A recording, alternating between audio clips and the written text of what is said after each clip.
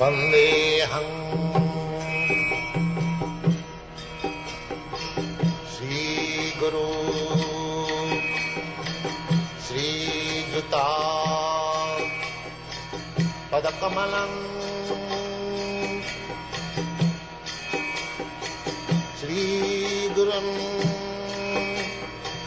Vaishnava Vanshan.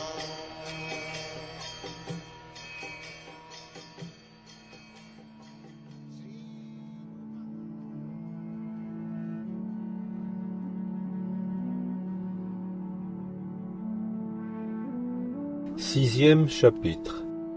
Dialogue de Narada et Vyasadeva.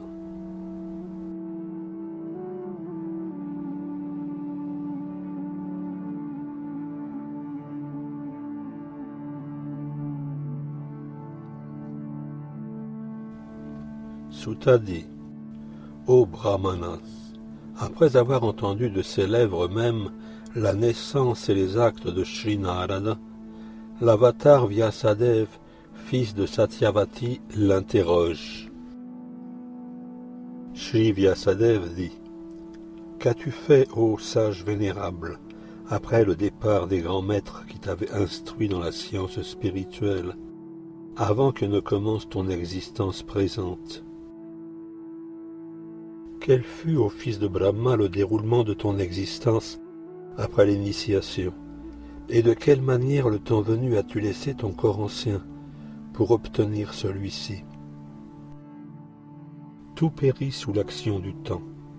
Comment alors est-il possible, ô très grand sage, que ces faits, survenus en un jour de Brahma antérieur à celui où nous vivons, soient toujours vifs en ta mémoire, non touchés par le temps?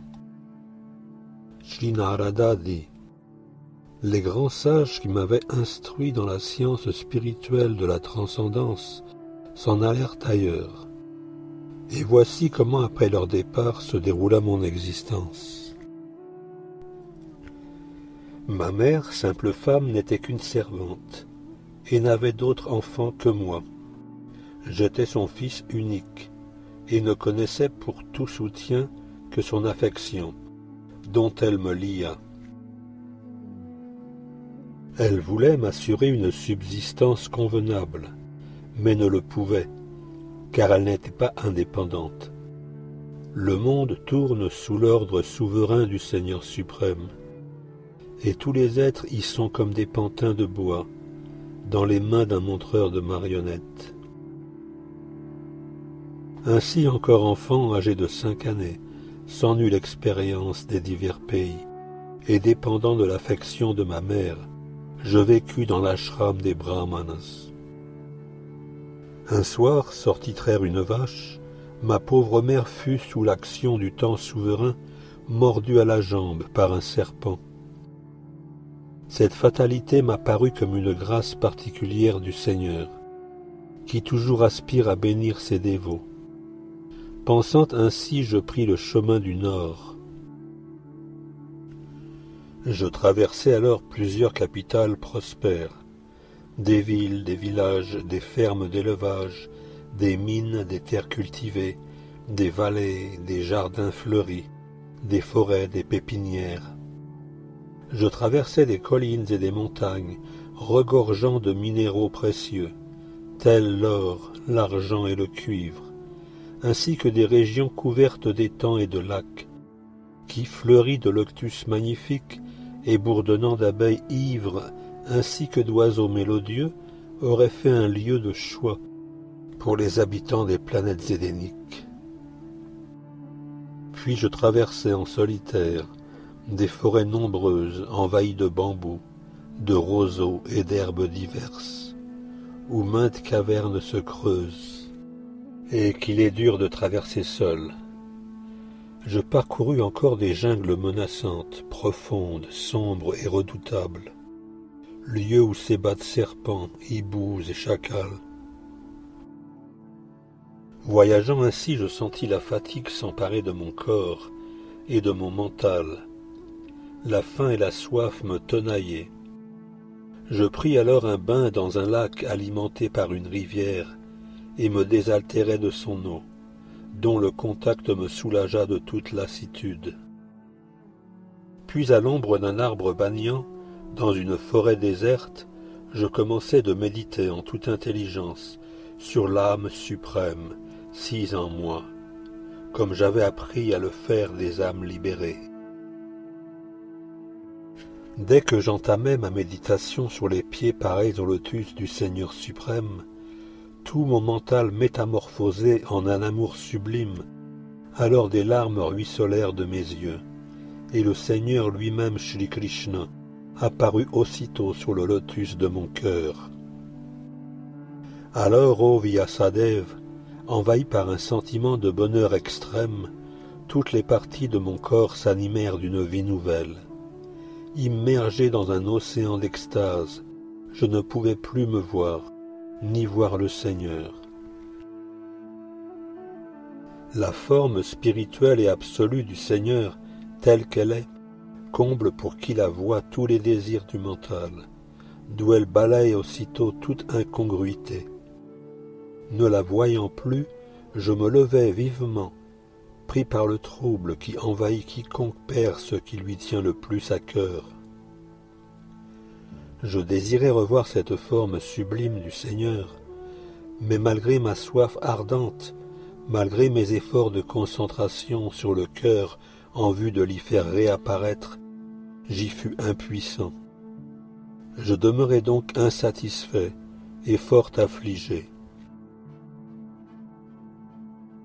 Témoin de mes efforts en ce lieu solitaire, le Seigneur suprême qui transcende toute description matérielle m'adressa de graves mais douces paroles pour que s'apaise ma douleur.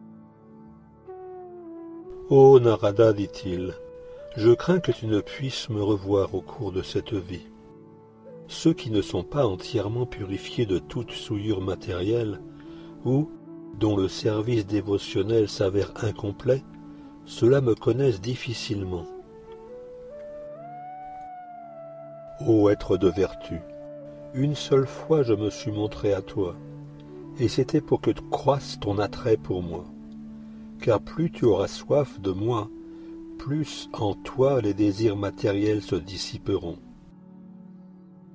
En servant la vérité absolue, un bhakta voit, même après quelques jours, son intelligence se fixer sur moi, qui suis l'absolu, avec constance et fermeté.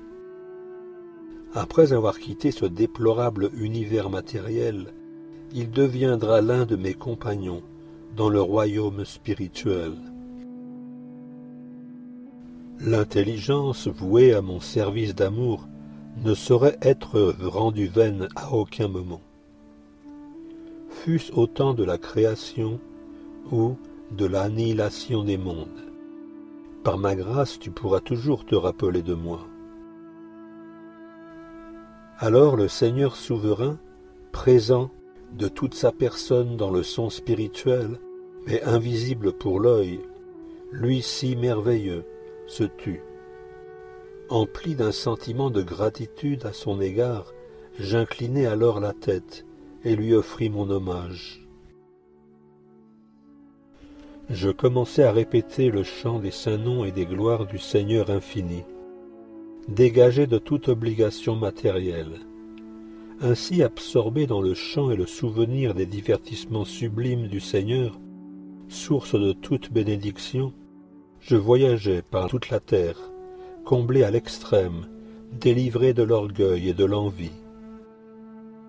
Ainsi, ô Vyasadeva Brahmana, le temps venu pleinement absorbé en la pensée de Krishna, et donc entièrement libre de tout autre attachement, de toute souillure matérielle, je rencontrai la mort, tout comme l'éclair et sa radiance apparaissent au même instant. Ayant reçu la bénédiction d'un corps spirituel, comme il sied à un compagnon du Seigneur souverain, je quittai mon corps de matière, constitué de 5 éléments, et dès lors, toute accumulation de karma prit fin. À la fin du kalpa, quand le Seigneur suprême Narayan s'étendit dans les eaux dévastatrices, Brahma, avec tous les éléments de la création, commença de se résorber en lui. Et je fis de même, aspiré par son souffle. Après 4,320 milliards d'années solaires, Brahma s'éveilla de nouveau pour créer selon la volonté du Seigneur. Et tous les rishis, dont Marichi, Angira et Atri, reprirent alors naissance du corps spirituel et absolu du Seigneur, et avec eux j'apparus également. Depuis, par la grâce de Vishnu, le Tout-Puissant, je voyage partout sans connaître de limites, aussi bien de par le monde spirituel qu'à travers les 3 divisions de l'univers matériel. Cette grâce insigne est en raison de mon absorption constante dans son service d'amour que le Seigneur me la confère. Et ainsi je parcours les mondes, chantant sans cesse les gloires sublimes du Seigneur, et pinçant les cordes de ma vina, comme offrit Sri Krishna lui-même, et qui résonnent de sons spirituels et absolus.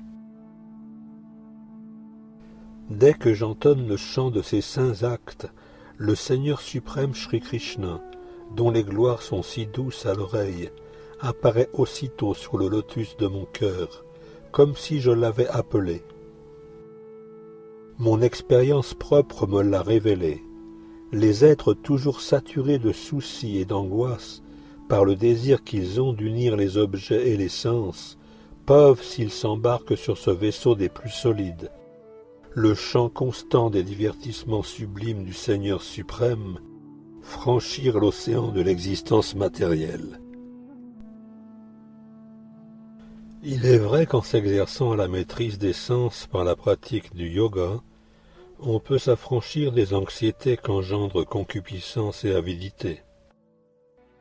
Mais cela ne suffit pas à conférer la satisfaction de l'âme, que seul donne de connaître le service de dévotion offert au Seigneur suprême. Ainsi, ô Vyasadeva, toi sans tache, j'ai comblé ta requête et raconté les circonstances qui entourèrent ma naissance, ainsi que les actes qui me conduisirent à la réalisation spirituelle. Puisse mon récit contribuer à te satisfaire. Sutta Goswami dit: après s'être ainsi entretenu avec Vyasadeva, Sri Narada Muni le quitte et reprend à son gré, jouant de la vina, ses errances.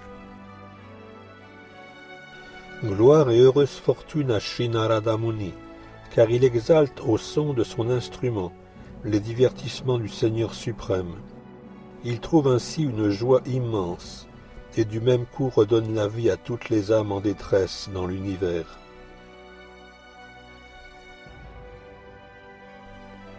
Ainsi s'achève le 6e chapitre du premier chant du Srimad Bhagavatam, intitulé « Dialogue de Narada et de Vyasa ».